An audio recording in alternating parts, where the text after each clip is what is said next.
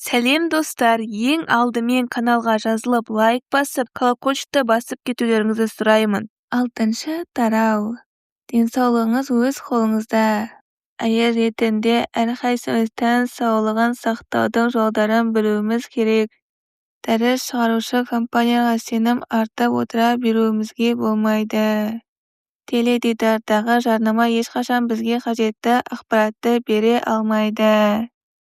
Ал дәрігердің рұқсатынсыз сатылатын дәрі-дәрмек көп жағдайда тек ауру белгілерін уақытша тоқтата тұрғанымен толық емделмейді.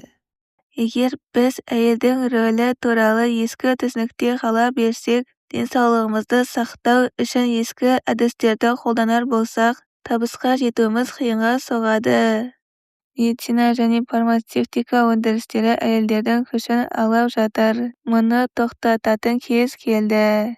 Жоғары технологиялық медицина бізге кең көлемдегі қызмет түрлерін ұсынуда. Алайда бұл ем түрлері қымбат әрі денсаулығымызға зиян келтіреді. Денемізді бақылауға алып, денсаулығымызды сақтауды үйрететін сәт жетті. Сонда ғана миллиондаған өмір аман қалып, миллиардтаған қаржы босқа жұмсалмас еді. Тәніміз бен ойымыздың байланысын нақты түсінген сәтімізде ғана денсаулығымызға қатысты көптеген мәселелер шешімін табады.